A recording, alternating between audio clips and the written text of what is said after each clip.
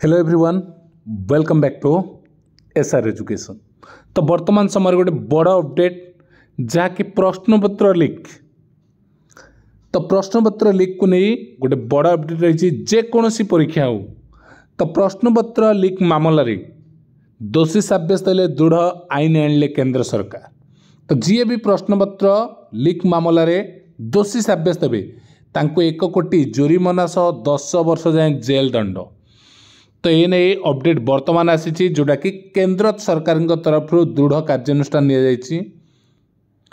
तो देखो कौन रही डिटेल्स रे प्राय सबु बेले कौनसी ना कौनसी परीक्षा समय प्रश्नपत्र लीक किंबा अनियमितता को नहीं नाना अवहेला सामना को आसी। एथिपाई परीक्षार्थी माने नाही नथिबा हंतसंत होउछंती। दिन को दिन एमिति घटना बढ़िबार लगी। ए असुविधा को समाधान करबा पई चलित वर्ष केंद्र सरकार नुआ नियम आनिछंती। तो नुआ नियम कौन रही केंद्र सरकार परिचालित एसएससी जेई नीट सीपीयूटी यूपीएससी भली संस्था गुड़िक विभिन्न परीक्षा परिचालना करथंती। यह द्वारा सरकारी पद पदवी पर नियुक्ति जाए। यही परीक्षा मध्य अनेक अनियमितता को देखा मिलूँ।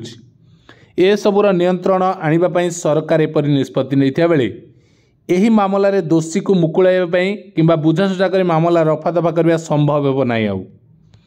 जी भी दोषी सब्यस्त हेले बुझासुझा हेनी कौन मामला रफा दफा हबार ना।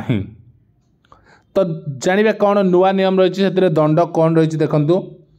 यही विधेयक व्यवस्था को उल्लंघन कले सर्वनिम्न 3 ରୁ 5 वर्ष जेल दंड बा 10 लाख टंका पर्यंत जोरिमाना।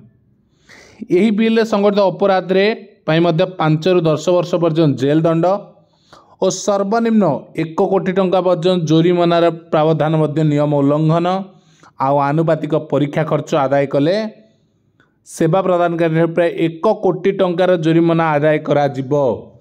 एही भली अपडेट वर्तमान आछि कि परीक्षा प्रश्नपत्र लीक मामलें जदि कई दोषी सब्यस्त हुअन्ति तांको 1 कोटी टंका जोरिमाना सह 10 वर्ष जाए जेल दंड ये आईन केंद्र सरकार तरफ आसी। तो वर्तमान समय बड़ अपडेट थिला।